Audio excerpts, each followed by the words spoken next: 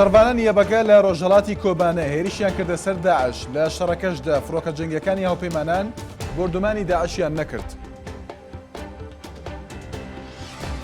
لە دانیشتنی ئەمڕۆی پەرلەمانی عێراقدا سەرجەم وەزیرە کوردەکان سوێن دەخۆن ئەبادیش کاندیدی وەزارەتەکانی بەرگری و ناوخۆی پێشکەشی پەرلەمان کرد.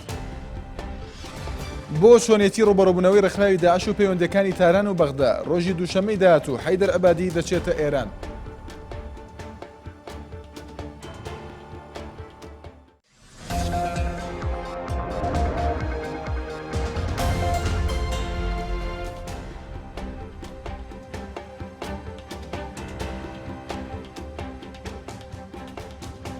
سڵاوتە نەبی هەواڵەکان لە NRTەوە چەند کاتژمێرێک بەر لە ئێستا شەڕبانانی یەکینەکانی پاراستنی گەلی یەبەگە هێرشیان کردە سەر چەکدارانی داعش و بۆ هۆشەوە زیانێکی زۆریان بە چەکدارانی داعش گەیاندووە. شەڕبانێکی یەبەگە لە کۆبانەوە بە NRT ڕاگەیاند پاش هێرشەکەی ئەم شەویان لە ڕۆژهەڵاتی کۆبانەوە چەکدارانی داعش تێکشکێنراون و هاوکات بردومانی چەکدارانی داعش بەراورد بە ڕۆژانی ڕابردوو بۆ ناو شاری کۆبانەیە کەمتر بووە. وەک شەڕبانەکەی یەبەگە دەڵێت تا ئێستا شەڕەکە بە قورسی لە ڕۆژهەڵاتی شاری کۆبانەیەوە بەردەوامە. لە خۆرئاوە و باشووری شارەکەشەوە ناوبەناو شەڕ و پێکدادان ڕوودەدات. هاوکات ئەیاز کەرەم نێردراوی NRT لە سنووری تورکیا و کۆبانێ ڕایگەاند لە ڕوبەڕووبوونەوەکانی شەڕبانانی یەبەگە لەگەڵ ڕێکخراوی داعش فڕۆکە جەنگیەکانی ئەمریکا و هاوپەیمانانی هێرشیان بۆ سەر مۆڵگە و بنکە سەربازەکانی چەکدارانی داعش ئەنجام نەداوە. وەک شەڕبانانی یەبەگە دەڵێن لە ئێستادا بەگشتی شەڕەکە لە بەرژەوەندی ئەواندایە بۆ پێی چەکدارانی داعش بەهۆی هێرشەکانی شەڕبانان و بردومانی فڕۆکە جەنگیەکانەوە ڕوویان لە پاشەکشەکردن کردووە.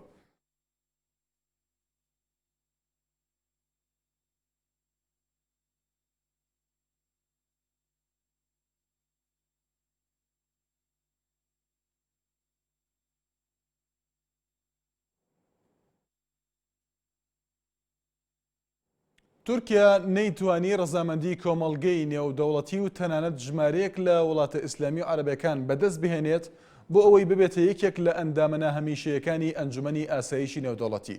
لە کاتێکدا هەریەک لە ڤەنزوێلا، مالیزیا، نیوزیلەندا، ئەنگۆلا و ئیسپانیا بۆ ماوەی 2 ساڵ ئەندامەتی ئەو ئەنجومەنەیان بەدەستهێنا.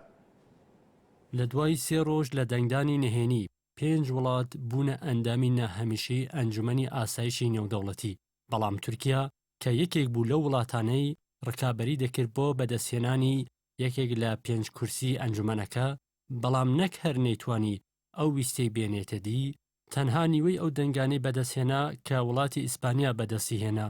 لەو دەنگدانە نهێنیەدا وڵاتی ئیسپانیا 132 دەنگی بەدەستهێنا، بەڵام تورکیا کە پشتی بە دەنگی وڵاتانی عەرەبی و ئیسلامی بەست بوو تەنها 6 دەنگی بەدەستهێنا و نەیتوانی ببێتە خاوەن کورسیەک لەو ئەنجومەنە. ژمارەیەک لە چاوەدێران و دیبلۆماتکاران شکست خواردنی تورکیایان لە بەردەم کۆمەڵگەی نێودەوڵەتیدا بۆ ئەو بێهەڵوێستیە دەگەڕێنەوە کە لە بەرامبەر ڕێکخراوی دەوڵەتی ئیسلامی ناسرا و بە داعش گرتبوویە بەر، لە کاتێکدا ئەو ڕێکخراوە لە سنوورەکانی تورکیا نزیک بووەتەوە. لەگەڵ نزیکبوونەوەی دواساتەکانی دەنگدانەکەدا تورکیا بە ناچاری مەولود چاوشلی وەزیری دەرەوەی ڕەوانەی نیویۆرک کرد بە مەبەستی کۆکردنەوەی پشگیری بۆ وڵاتەکەی، بەڵام ئەو هەوڵانەی بێئەنجام و بێبەرهەم بوون. یەکێکی تر لە دیپلۆماتکارەکان ئاماژەی بەوەدا دوایینجار کە تورکیا یەکێک بوو لە ئەندامەکانی ئەنجومەنی ئاسایش لە نێوان ساڵانی 2009 و 2010دا بوو، ئەو کاتە تورکیا بە کۆی 151 دەنگ بووە ئەندامی ناهەمیشەیی ئەنجومەنی ئاسایش. وتیشی ئەو کات تورکیا بە وڵاتێکی موسڵمانی هاوسەنگکراو بە ڕووی جیهاندا دادەنرا، بەڵام لە ئێستادا بە جۆرێک دەڕوانرێتە تورکیا کە سەرۆکەکەی ڕەجەب تەیب ئەردۆغان هەوڵی بەدەستهێنانی دەسەڵاتی زیاتر دەدات. هەموو ساڵێک ئەنجومەنی ئاسایش کە 15 ئەندامی هەیە نیوەی ئەندامە ناهەمیشەیەکانی نوێ دەکاتەوە. بوون بە ئەندامیش لە ئەنجومەنی ئاسایشی نێودەوڵەتی پێویستی بە 2 لە سەرسەی دەنگی وڵاتانی ئەندامی کۆمەڵی گشتی نەتەوە یەکگرتوەکان هەیە کە ژمارەیان 193 دەوڵەتە. ئەو 2 لە سەرسێژ دەکاتە 129 دەنگ. لەلایەکی ترەوە ساماناسا پاوێر باڵوێزی ئەمریکا لە نەتەوە یەکگرتوەکان لە بەرامبەر هەڵبژاردننی ڤێنزوێلا بە کۆی 181 دەنگ بۆ ئەندامەتی ئەنجومەنەکە ڕایگەیاند ڤێنزوێلا مافەکانی مرۆڤ پێشێل دەکات ئەو کارەشی پێچەوانەی پەیماننامەی نەتەوە یەکگرتوەکانە. بەڵام نیکۆلاس مادۆرۆ سەرۆکی ڤێنزوێلا هەڵبژاردننی وڵاتەکەی بە کۆی 181 دەنگ بە دەستکەوتێکی گەورە ناوبرد و ڕایگەیان ئەو کارە ئەوە دەسەلمێنێت کە ڤێنزوێلا نەبووەتە وڵاتێکی پەراوێزخراو لە جیهاندا.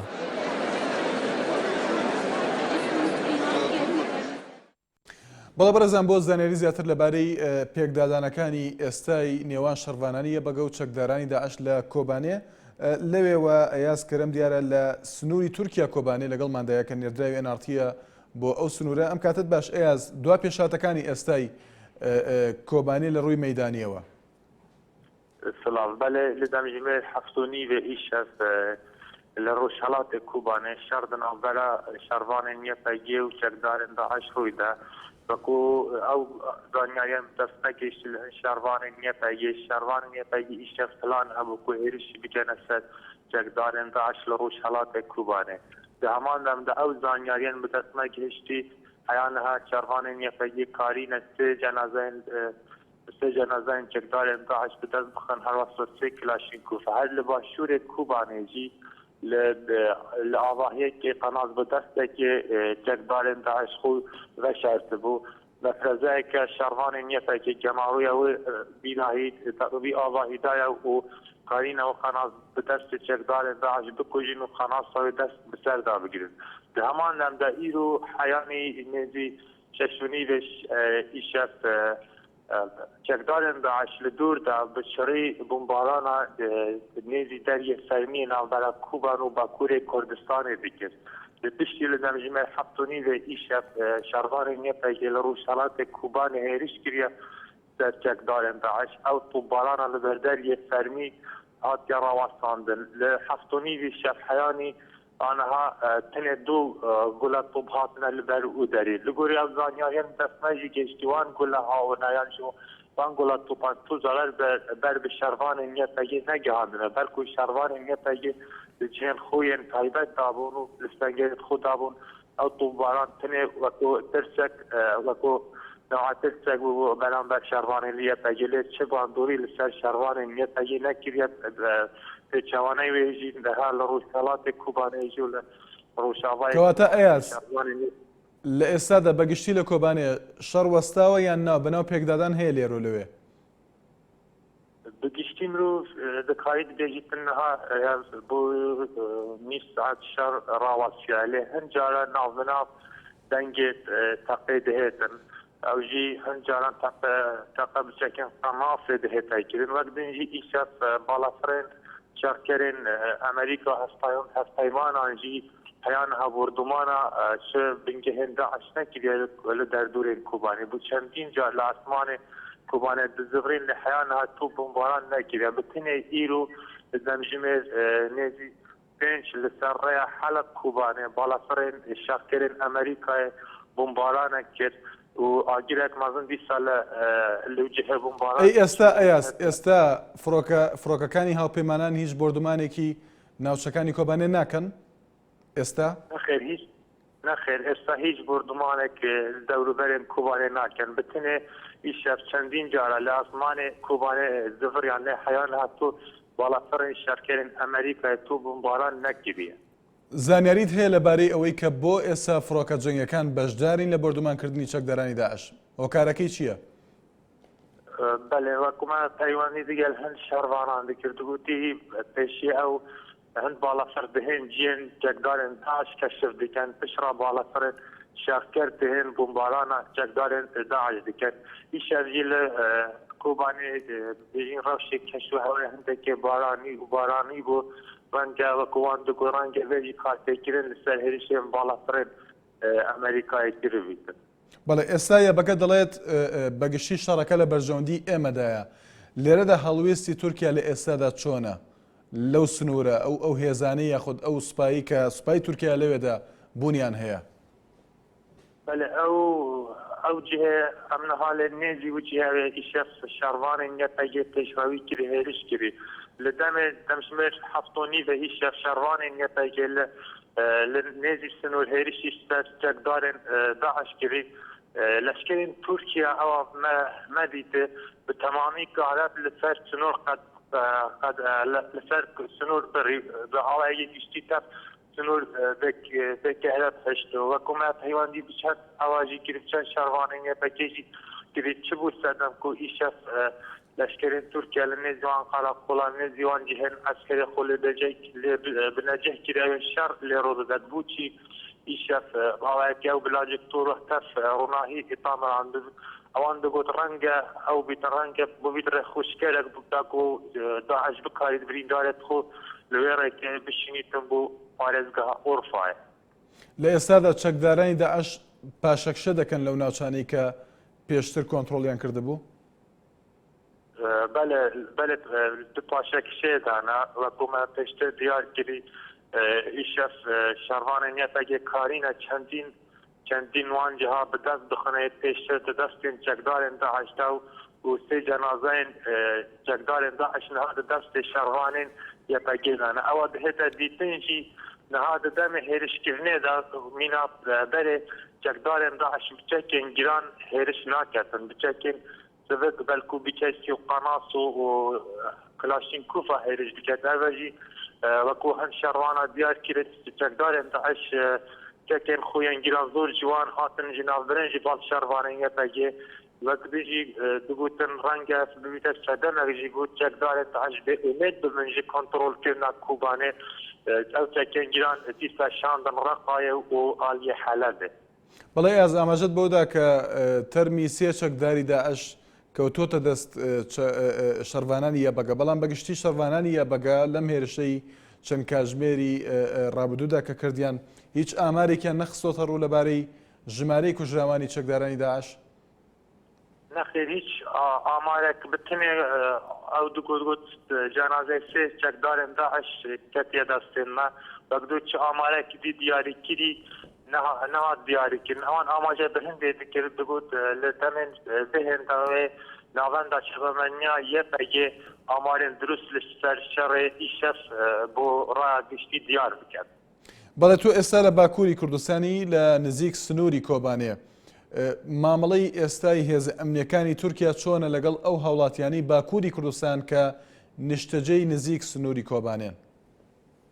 بەڵێ نزیک 400 میتر لە سنوورێک کوبانێ دوورم و هەمان دەمدا بناوە وی خەلکی دەماوێ هەم دەڤەرێن جودایەن باکوورێ کوردستانی هاتنەوەکو پشتگیریەکە معنەوی بۆ شەڕوانێن نیەتەگێ بکەن بنەهادا ناوە بێدەنگیەک هەیە لە بەرامبەر و خەلکی ژبال لەشکرێن تورکیاوە لێ ڕۆژێدا زۆر جاران لەشکرێن تورکیا دهێن دناوەوان گۆندادا دیگەرن ئاماژەبووی چەندێ بکەن و ئەف دەڤەرەکە شەڕە گەڕەکە هین بێ دەڤەرێک جوول بکەن بچن بۆ ئەوان جیارێن پێشتر هین لێ هات.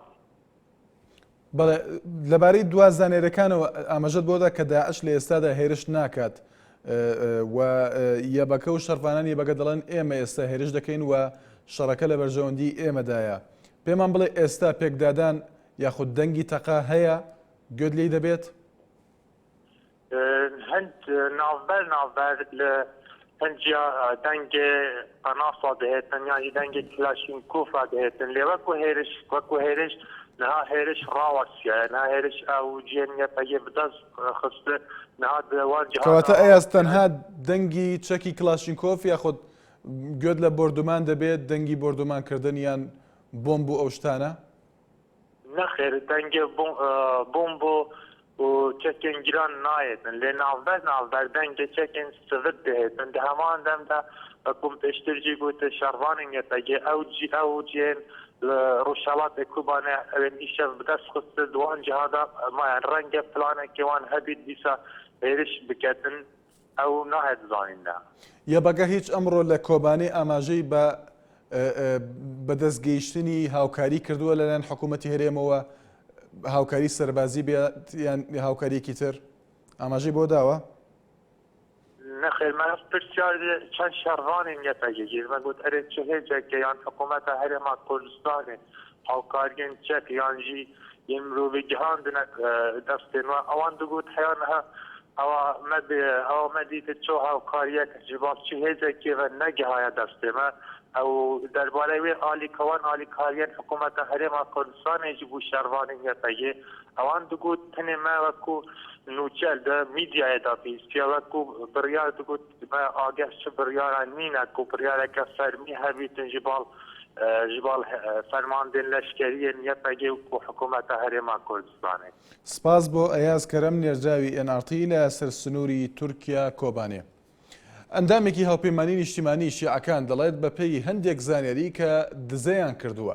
حەیدەر عەبادی سەرۆکوەزیران بڕیاری داوە ڕۆژی شەممە هەردوو کاندیدانی پێشووی وەزارەتەکانی بەرگری و ناوخۆ پێشکەش بە پەرلەمانی عێراق بکات. لە ماوەکانی پێشووتر هەریەکە لە جابر جابری لەلایەن سوننەوە بۆ پۆستی وەزارەتی بەرگری و ڕیاض غەریب لەلایەن شیعەوە بۆ پۆستی وەزارەتی ناوخۆ کاندید کرابوون. بەپێی قسەی ئەو پەرلەمانتارە ئێستا سەرۆکوەزیران دەیەوێت هەردوو کاندیدەکە بۆ وەرگرتنی ئەو دوو پۆستە ئەمنیە پێشکەش بە پەرلەمانی عێراق بکات. صادق مەحنا ئەندامی هاوپەیمانی نیشتیمانی لە پەرلەمانی عێراق ئاشکرای کرد ئەمڕۆ حەیدەر عەبادی بڕیاری داوە هەریەکە لە جابر جابری وەک کاندیدی پۆستی وەزارەتی بەرگری و ڕیاض غەریب کاندیدی پۆستی وەزارەتی ناوخۆ پێشکەش بە پەرلەمان بکات. ئاماژەی بۆشدا تا ئێستا عەبادی ئەم بڕیاری بەلایەنە سیاسیەکان ڕانەگەیاندووە. ئەو ئەندامی هاوپەیمانی نیشتیمانی ڕوونیشی کردەوە بەپێی دزەکردنی هەندێک زانیاری لەناو پەرلەمانی عێراقەوە ئەم بڕیاری عەبادی ئاشکرا بووە. هێشتا ئەم زانیاریانەی صادق مەحنا لەلایەن هیچ سەرچاوەیەکی فەرمی و سربەخۆوە پشتڕاست نەکراوەتەوە. ئەوەش لە کاتێکدایە ماوەی چەند مانگێکە کابینەی حکوومەتەکەی عەبادی دەست بەکار بووە و تەنها پۆستە وەزارەتەکانی بەرگری و ناوخۆ نەبێ کە تا ئێستا بە بۆشایی ماونەتەوە.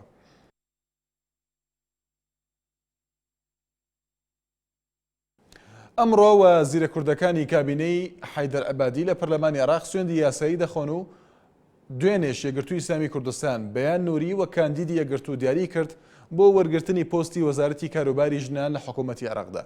ئارام شێخ محەممەد جەگی سەرۆکی پەرلەمانی عێراق بە NRT ڕاگەیاند ئەمڕۆ لە کۆبوونەوەی پەرلەمانی عێراقدا وەزیرە کوردەکان سوێندی یاسایی دەخۆن. وتیشی لە ئێستادا لایەنە سوننەکانی عێراق بۆ دیاریکردنی وەزیری بەرگری گەیشتونەتە ڕێکەوتن و لایەنە شیعەکانیش تا ئێستا کەسیان بۆ وەزارەتی ناوخۆ دیاری نەکردووە. پێشتریش بەیان نووری ئەندامی سەرکردایەتی یەکگرتوو بە NRT ڕاگەیاند دوێنێ ئەنجومەنی سەرکردایەتی یەکگرتوو لە نێوان دوو پاڵێوراودا ئەویان وەک کاندیدی یەکگرتوو بۆ وەرگرتنی وەزارەتی ئافرەتان دیاری کردووە. بە پێی ڕێکەوتنی لایەنەکانیش کورد جێگیری سەرۆکوەزیران و 5 وەزارەت وەردەگرێت و ئەو کەسانش کە دیاریکراون بۆ وەرگرتنی پۆستەکانی حکوومەتی عێراق بریتین لە ڕۆژنووری شاوەیس وەک جێگیری سەرۆکوەزیرانی عێراق، وەشیار زێباری وەزیری دارایی، فریاد ڕەوانزی وەزیری ڕۆشنبیری، دەرباز محەممەد وەزیری کۆچ و کۆچبەران، بەیان نووری وەزیری ئافرەتان، سامان عەبدوڵڵا سەعید وەزیری دەوڵەت.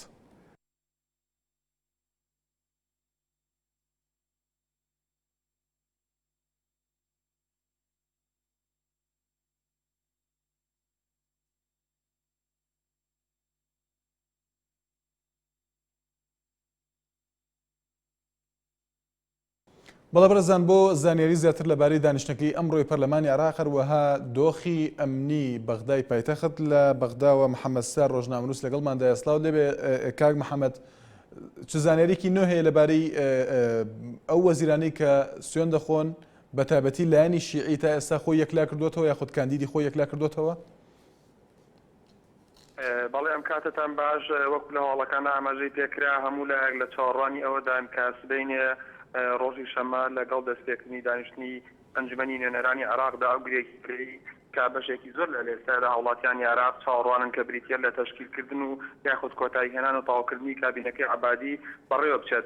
بەڵام ئەوەی جێگای تێبینێت تا ئەم ساتە وەختەیە ئێمە قسەی تێدا دەکەین تەنها ئەوە یەکلا بۆتەوە کە مەراسیمی سوێن خواردنەکان جام دەدرێت هەندێک لە زانیاریەکان ئاماژە بۆ دەکەن یەکێک لە وەزیرە کوردەکان کە بریتە لە زیادڕەواندزی ئامادەی نابێت دەرچەندان بە خۆی تا ئێستا بە تەواوەتی یەکلا نەکراوەتەوە کە ئەوە ڕۆژێکنا و زانیاریەکانی زیاتریش لەو بارەیە ئەوەیە کە بەشێک لە وەزیرەکان تەواجودیان لە شاری بەغدا هەیە. کاک سامان وەزیری کۆمەڵی ئیسلامی بەیان نووریە میوارەیە گەیشتۆتە بەغدا کە ئەوانە ئامادەن وەرەوە دکتۆر دەرباز کە بۆ خۆی پێشتر پەرلەمانتار بوو ئێمە لێ دوانمان لێ وەرگرت ئەمادەیان هەیە بۆی کە لە مەراسیمی سوێن خواردنەکەی ئامادە بن بە هەمان شێوەش ڕۆژنووری شاوەیت. بەڵام دەنگۆی ئەوە هەیە کە کافی ڕۆنسی لە کۆبوونەوەکەدا بەشدار نەبێت نازانرێت ئەمەش بە تەواوەتی یەکلا بێتەوە یاخود ناو و ئەوە جێگای تێبینی ئەوەیە کە کارنامەی دانیشتنەکانی ڕابردووی ئەنجومەنی نوێنەرانی عێراق بە جۆرێک بوو کە 24 کاتژمێر پێش دانیشتنەکە زۆربەی ئەندامانی پەرلەمان دەیانزانی بە نامەیەک بۆیان داهات یاخود ئاگادار دەکرانەوە لەوەی کە دانیشتنەکە کاتژمێر چەند بەڕێوە دەچێت وە تەوەرەکە چییە. بەڵام دانیشتنەکەی سبینێ بە جۆری ئەوەی کە تا ئێستا پێ ناچێت هەموو شتەکان یەکلا کرابێتن کارنامەکە دیاریکراو نییە. ئاخۆ سبینێ کاتژمێر 11 دەست پێ دەکات یاخود کاتژمێرێک بەڕێوە دەچێت یاخود بە دیاریکراوی سوێن خواردنەکان بەڕێوە دەچێت. بەڵام ئەو یەکلا بۆتەوە ئەوەیە کە سبینە دانیشتنەکان جام دەدرێت و سەبارەت بە وەزیرە ئەمنیەکانیش بە دیاریکراوی حەیدەر العەبادی داوای مۆڵەت و کاتژمێری 24 کاتژمێری دیکەی کردووە. هەندێک زانیاری دیکەش ئاماژە بۆ دەکەن بۆ حکومەی کوتلەی بەدری لەناو پەرلەمانی عێراقدا هادی عامری سەرۆکی ڕێکخراوی بەدری چەکداریان بۆ دادەنا کە دەبێت کاندیدی ئەوان بێت ئەمەش بوو بەمای بەشێکی زۆر کێشەکان لە ماوەی ڕابردوو لەسەر کەواتە کاک محەممەد لایەنی شیعی تا ئێستا کاندیدی خۆی بۆ وەزارەتی ناوخۆ یەکلا نەکردوتەوە؟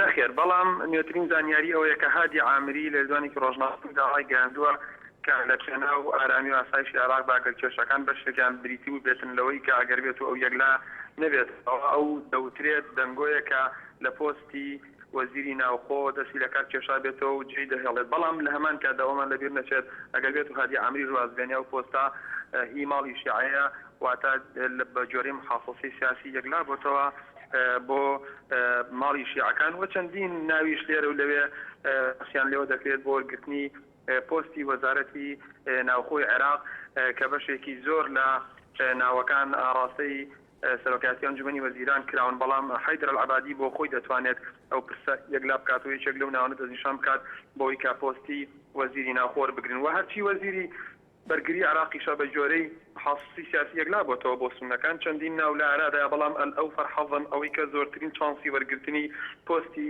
وەزارەتی بەرگری عراقی هەبێت کە خالد العوبەیدیە سەر بە سونەکان و سەر بە پارێزگای مووسڵا لە کاتێکدا ئەمەش دیاریکراو نییە کە ئاخۆ حەیدەر العەبادی ئەو ناوە ڕەزامەندی لەسەر دەردەبڕێت بۆی کە لە دانیشتنەکانی داهاتوودا چکە پێ ناچێت سبینێ دانیشتنی ئەنجومەنی نوێنەرانی عێراق دیاریکردنی پۆستی وەزارەتی ناوخۆ وەزارەتی بەرگری تێدا یەکلا بکرێت چکە حەیدەر العەبادی داوای مۆڵەتی 24 کاتژمێری دیکەی کردووە بۆی کە بۆ خۆی بتوانێت ئەو پرسە یەکلا بکاتەوە.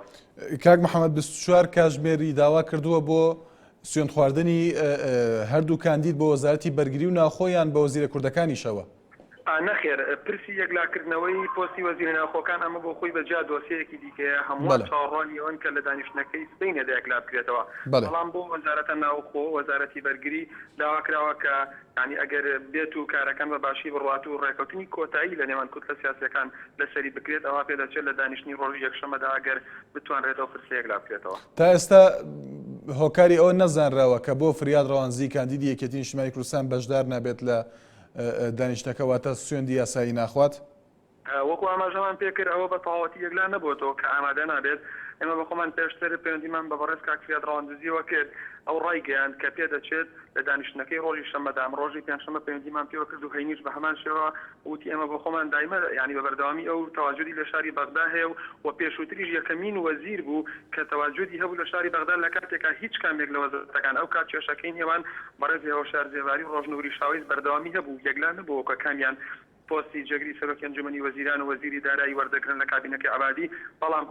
بەڵام بەڕێز فریاد ڕەواندزی ئەو کاتیش تەواجودی هەبوو لە بەغداد و ئامادەییشی تا بوو بە جۆری زانیاریەکان کە بێتە ئەنجومەنی نوێنەرانی عێراق و سوێندی یاسایی بخوات. بەڵام لە ئێستادا کە کێشەکان هەمویان تا ڕادەیەک یەکلا بوونەتەوە ڕۆژنووری شاوەی سۆشیال جێراری دیارین کە چی پۆستێک وەردەگرن و وەزیری لایەنەکانی دیکە هەر لە بزودنەوەی گۆڕان دکتۆر دەرباز بۆ وەزیری کۆچ و کۆچبەران و لە ئەوانەی یەکگرتووانی کۆمەڵی ئیسلامی لە ئێستادا هەموو ئاراستەکان دیارن بەرەو چۆوە دەڕۆن. بەڵام ئەم هەواڵەی کە ئەم کاتەدا بڵاو دەبێتەوە کە بەڕێز فریاد ڕەواندزی سبینی ئامادە نابێت ئەمە نازانێت چۆن چۆنیە پێش دەچێت لەوانەیە لە ئاخیر لە حەزەیە سبینی ئامادەی هەبێت. بەڵام وەکووتمان تا ئێستا دیار نییەوە چۆنە.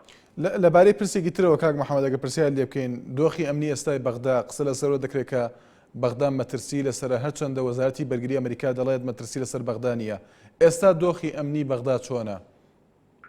بەڵێ تا ئێستا ئەو دەنگ و ئەو قسانەی کە لەسەر بارودۆخی ئەمنی شاری بەغداد هەیە دەتوانرێت بووترێت بە شێوەیەکی چڕ و پڕ بەردەوامیان هەیە لەوەی کە مەترسی نزیکبوونەوەی گروپە چاکدارەکان گروپ بە دیاریکراوی داعش لە بەغداد لە ئارادایە میدیاکان زۆر بە گرم و گوڕیەوە باز لەو هەواڵە دەکەن بەڵام ئێمە بۆ خۆمان کە نزیکەی هەفتەیەک دەبێت لە شاری بەغداد تەواژودمانەوە خەڵکێکی زۆری دیکەش دانیشتوانی شاری بەغداد 6 بۆ 7 میلیۆن خەڵک مەزندە دەکرێت لە بەغدادا دەژین لەسەر ئەرزی واقعدا هەست بەوە ناکرێت لە ڕووە ئەمنیەکەیەوە کە بێت و ئەوە بەڵام لە ڕووە دەرونی و نەفسیەکەیەوە بێگومان کاریگەریەکی تەواوی لەسەر دانیشتوانی شاری بەغداد دروست کردووە هاوڵاتیان و ڕۆژنامەنووسان و بەشێکی زۆر لە خەڵکی بە تەواوی هەست بەوە دەکەن کە دۆخی ئەمنی کاریگەری کردووەتە سەرباری دەرونی دانیشتوانی شاری بەغداد بە بەردامی باز لەوە دەکرێت ئایا ئەگەر بێتەوە هەواڵانە ببن بەڕاست چی لەناو شاری بەغداددا ڕوو دەدات بەڵام لە دیوە سیاسی دیپلۆماسی دیوە دەولی نێودەوڵەتیەوە ئەوە بەکارێکی تا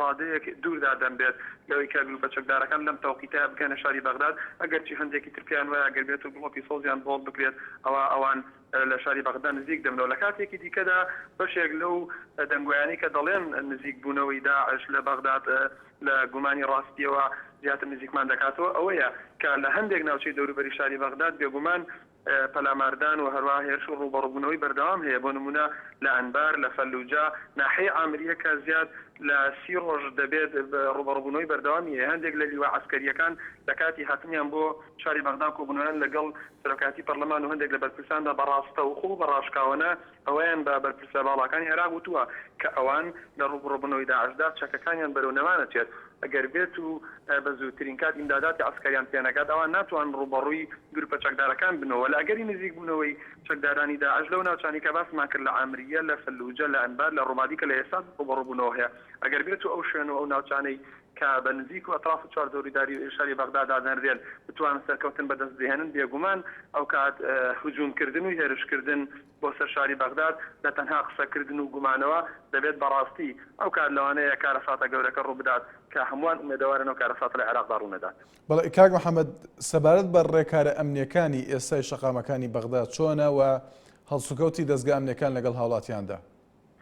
پێم خۆشەوەش باز بکەم کە ئەوەی کە هەندێک لە میدیاکان باسی دەکەن تۆزێک لە زیادەڕەوی زۆری تێدایە بۆ نمونە لە پڕ وێبسایتێک یاخود دەستگایەکی ڕاگەاندن بەبێ ئەوەی مەزدەرێکی حەقیقی سەرچاوەیەکی لە شاری بەغداد هەبێت تەنها لەوانەیە لە شوێنێک وەریگرت بێت یاخود قسەی کەسێک بێت دیکا بە پەلەو بۆ نمونە زۆربەی شەقامەکانی شاری بەغداد داخران دەواازەکانی ناوچەی سەوز داخران بۆ نمونە ئەو پردە بینی کەرخ و ڕەفافە نەما ئەوە هێزێکی ئەمنی زۆر بڵاوی پێکرا ئەتوانێت بەشێک لەوانە وەکو ئیشاعات یاخود پرۆپاگاندا ناو ببرێت چکاگەربێت و حاڵەتێکی وا ببێتەوە لە وەکو ئاماژەی پێ دەکرێت زۆربەی سەفارات و نوێنەری دیپلۆماسی و چەندین بەرپرسی دیکەی نێودەوڵەتی لە شاری بەغداد هاتوچۆ دەکەن تا ئێستا حرەکەی تەیەرانی عراقی لە مەطاری نێودەوڵەتی بەغدادەوە ئاساییە بەڵام لەلایەکی دیکەشەوە ڕووداوە ئەمنیە نەخوازراوەکان بەردەوامیان هەیە بۆ نمونەتی میزانیارەکەم بۆ بەڕێستا مگوازینەوە ئەمڕۆ 3 بۆ 4 تەقینەوەی گەورە لە شاری بەغداد ڕوویانداوە نێترینیان ئەم شەو بوو لە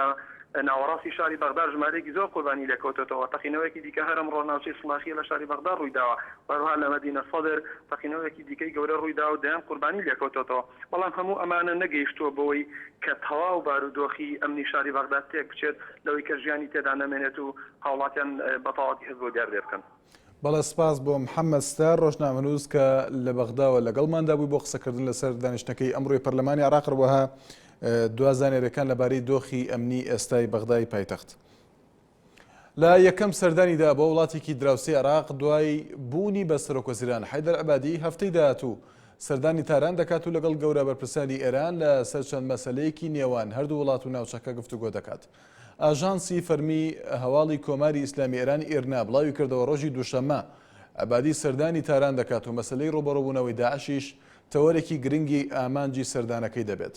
هەریەک لە وەزیرانی نەوت و کارەبا و ئابووری و بازرگانی عێراقیش یاوەری سەردانەکەی سەرۆکوەزیرانی عێراق دەبن بۆ تاران. ئەو کات باسکردنی پەیوەندیە ئابوووریەکانی نێوان بەغدا و تاران بابەتێکی تری گفتوگۆکانی وەفدی عێراقی دەبێت لەگەڵ بەرپرسانی ئێران. ئێران و عێراق ئاڵوگۆڕێکی زۆری بازرگانی لە نێوانیاندا هەیە و لە سەرەتای ئەم ساڵیشەوە تا ئێستا بەهای پرۆژە و بەشەکانی هەردوولا گەشتوتە 4 ملیار و 200 ملیۆن دۆلار.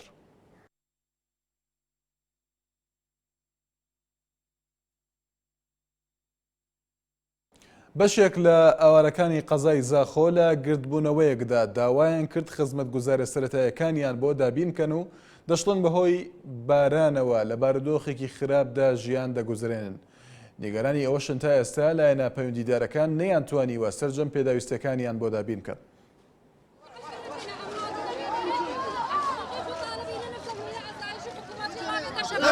قاول و بارانên destpêka zivistanê xelkê aware toşî şokê kirin. Seqa ji destpêka gorînê girêkên kêşên zivistanê ser awareyan dehatin.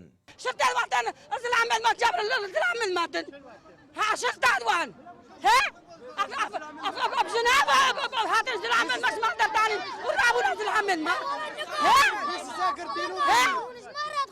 اش مرات خورتنا ما عطينا ما خورت كردستان Xelkê hawle dan karteka fişarê ser hikûmetê çêkin ku halê wan yê baş nîne. Hêzên ewlehiyê nedixwastin gireva wan zêdetir bibît çûnku xelkê hawle da rên serekî bêne dayê xistin. شرطه و آسایش هاتیه جماعت همو گرتیره چرا مظاهرات کن همو بن بارانه و ماینا همو قادر اف حکومتا مایا اف حکومتا Girevgirtiyan moleş hikûmetê wernegirtibûn. Ev jî êkî sedaman bû ku lêk tê gehiştin di navbera xelk û hikûmetê da wekû PTV nehête zanîn. بس ما في دورة هيكل ما بقرن ما تشتاق دي جوان نافي هكا قايم هكا محافظ ما تشتاق نافي بس دورة فان هيكلاش مرة بقرن امش خوار رزق شيكل ابلا بن اف كامبا سي هايفا اف شار هايفا كامبا هروس سباق دشمن عبرين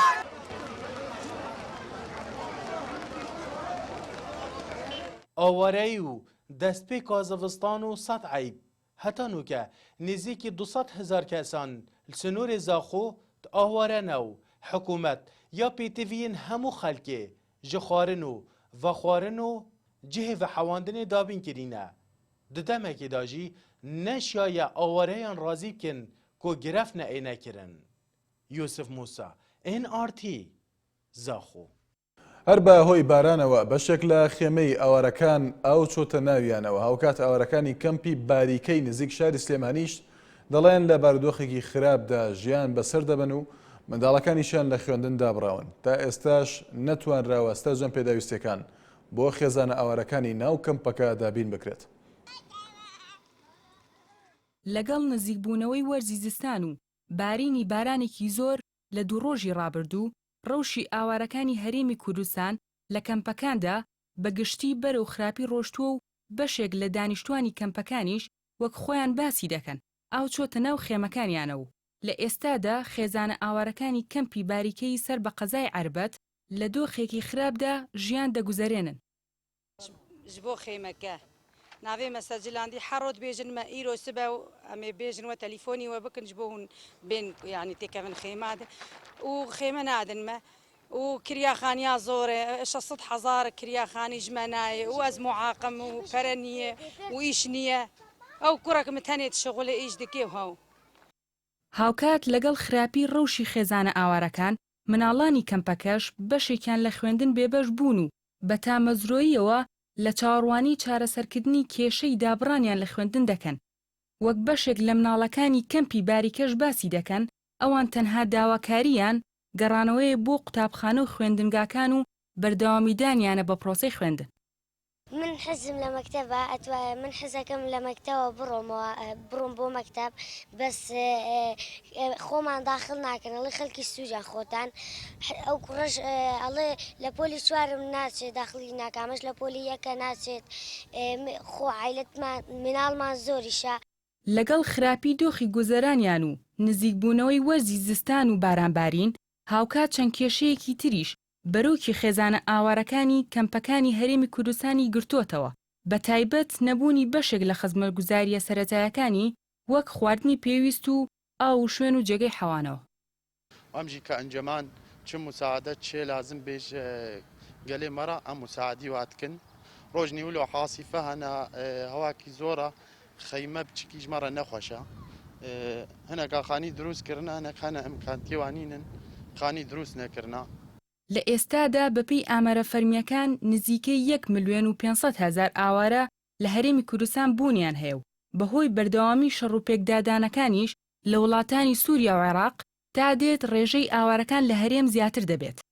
هاتنی وەرزی زستان و بارانبارینیش پێدەچێت ڕەوشی ژیانی ئاوارەکان سەختتر بکات. شاکار نووری NRT سلێمانی. نووسنگەی پەرلەمانی کوردستان لە کەرکووک کرایەوە و سەرۆکی پەرلەمانیش دەڵێت چیتە چاوەڕێی جێبەجێکردنی مادەی 140 ناکەن و لە ڕێی لیژنەی ناوچە کوردستانەکانی دەرەوەی هەرێم لە پەرلەمان کاروباری ئەو نووسنگەیە بەڕێوە دەبرێت. ئەو کات پارێزگاری کەرکووکیش داوا دەکات پەرلەمانی کوردستان نوێنەری لە کەرکووک هەبێت و هاوڵاتیانیش مافی دەنگدانیان هەبێت.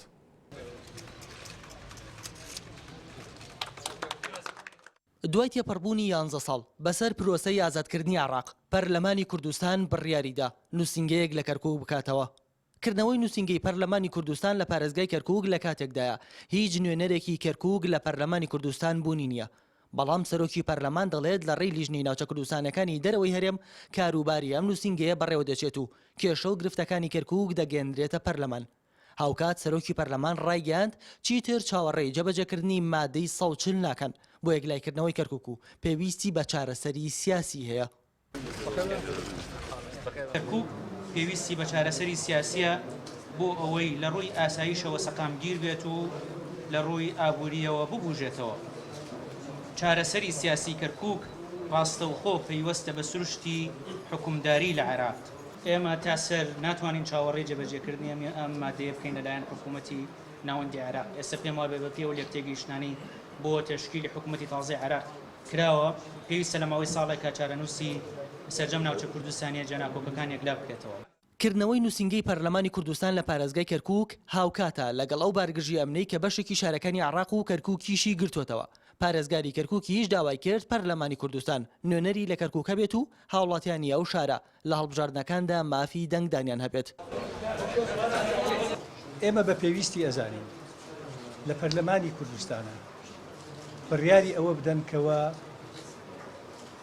کەرکووک خەڵکی کەرکووک بۆ ئەوەی نوێنەرایەتی ڕاستەقینەی بکرێت لە پەرلەمانی کوردستان خەڵکی کەرکووک بە هەموو پێکاتەکانەوە تورکمان و کلد و ئاشور و عەرەب و کوردەوە بتوانن دەنگ بن بۆ هەڵبژاردنی نوێنەری خۆیان بۆ ئەو پەرلەمانە. ئەم کارە لە وڵاتی تریشدا هەیە.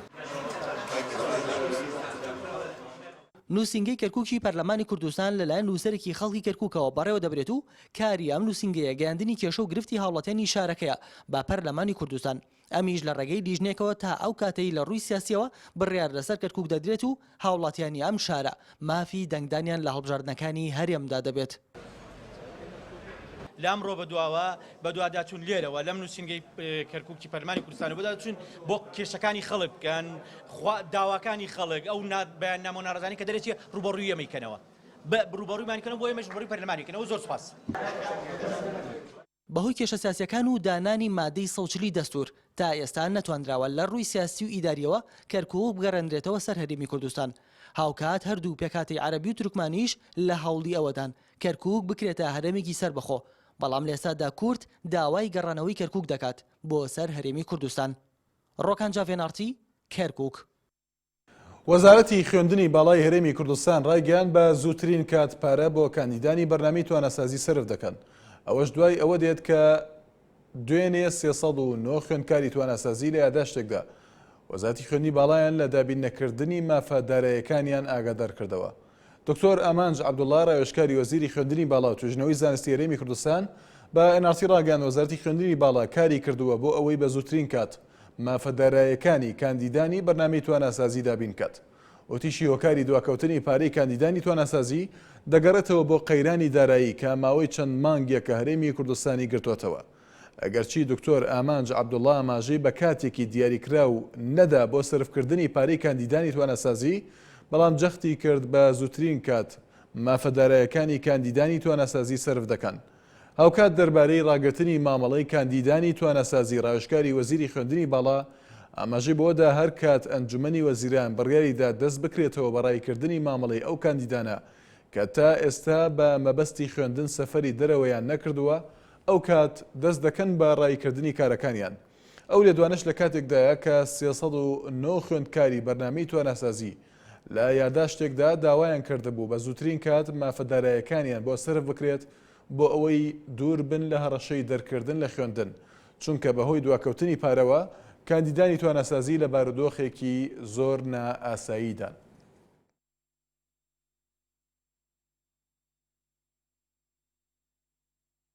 وەزیری سەرچاوە ئاویەکانی عێراق ڕایگەیاند بەهۆی دروستکردنی چەندین بەنداو لەلایەن وڵاتانی ئێران و تورکیاوە ئاوی هەرێمی کوردستان و عێراق مەترسی کەمبوونەوە و نەمانی لێ دەکرێت.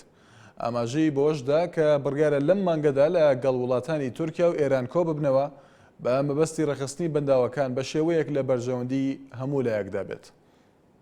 دروستکردنی بەنداوی نوێ لەلایەن وڵاتانی تورکیا و ئێرانەوە کاریگەری خراپی کردوتە سەر کەمبوونەوەی ئاو لە عێراقدا. هەرێمی کوردستانیش کە ئێستا سەرچاوی ئاوی لە وڵاتانی دراوسێوەیە مەترسی کەمبوونەوەی ئاستی پێویستی ئاوی لێ دەکرێت وەک بەرپرسانی سەرچاو ئاویەکانی عێراق باسی دەکەن. سەردانی ئەم جاری بەرپرسانی حکومەتی ئیتیحادی بۆ هەرێمی کوردستان لەسەر دۆسیی نەوت و بودجە و پێشمەرگە نەبوو بەڵکو بۆ مەترسیەکانی کەمبوونەوەی ئاستی ئاو بوو. لە سەردانی وەفدێکی وەزارەتی سەرچاوە ئاویەکانی عێراق بۆ هەرێم و چونیان بۆ هەر یەکە لە بەنداوی مووسڵ و دوکان ئاماژەیان بە مەترسیەکانی دروستکردنی بەنداوی نوێ کرد لەلایەن وڵاتانی تورکیا و ئێرانەوە کە بە شێوەیەک بەڕێژەی 150 ئاستی ئەو لە بەنداوەکانی عێراقدا کەمی کردووە. أفريقيا متحاتين دوكان ومدير مشروع دربند خانجي ماجوجي كيري وقال مدير عام سدود هرم القلمة وأمزاني كاتش مشاكل أجل ذهبن بشيء كحكومة اتحادي هاري كاريك بتكلم شكو أول بقاكل دربند خانيان دوكان سددوا كيجي أوجي تابع عادية أو همي خدمة همي عراقي كتن نه بس خدمة هرمي كتن بو همي عراقي. ئێران بە دروستکردنی چەند بەنداوێکی نوێ لەسەر سەرچاوی ئاوی زەی بچووک و هەروەها لە قەسری شیرینیش تورکیاش لە ئێستادا هەوڵ بۆ دروستکردنی زیاتر لە 22 بەنداو دەدات لەسەر ڕووباری دیجلە و فورات. 18 لەو بەنداوانەش تەواو کراون.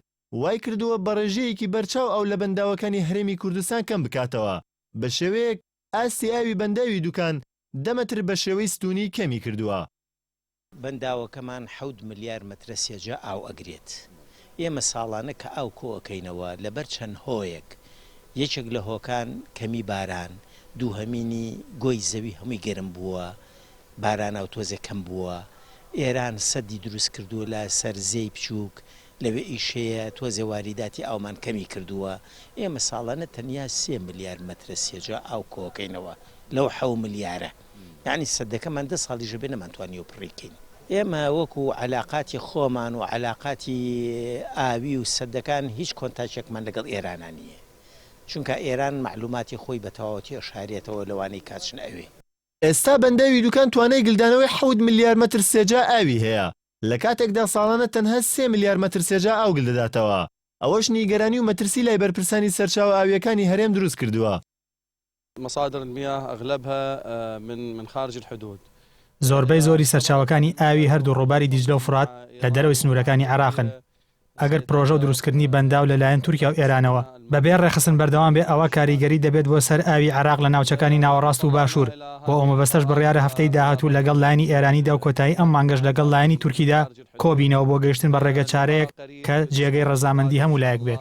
مع الإيرانيين وكذلك في نهاية الشهر مع الأتراك للوصول إلى حلول مرضية لكل الأطراف. ڕەنگە لە داهاتوودا مەترسیەکانی کەمبوونەوەی ئاو زۆر لە ئێستا گەورەتر بن بەتایبەت کاتێک ئێران و تورکیا ئاویان وەک کارتێکی فشار بەکارهێنا لە کاتێکدا ئەو دوو وڵاتە لە ماوەی ڕابردوودا چەندین جار بە شێوەی ناڕاستەوخۆ ئاماژەیان بە بەکارهێنانی فشاری ئاو دەکرد بەرامبەر بە عێراق. جەنگی چوارەمی جیهانی لەسەر ئاوی شیرینە بێت زۆرێک لە ئاژانسە جیهانیەکان باسی ئەمەکەن لە ئێستاشدا هەرێمی کوردستان بەڕەوڕووی ئەم جەنگەیە چێت. گۆران عەبدوڵڵا NRT بەنداوی دوکان. ناونیشانەکان لە کۆتاییدا. شەڕڤانانی یەبەگە لە ڕۆژهەڵاتی کۆبانێ هێرشیان کردە سەر داعش لە شەڕەکەشدا فڕۆکە جەنگیەکانی هاوپەیمانان بردومانی داعشیان نەکرد.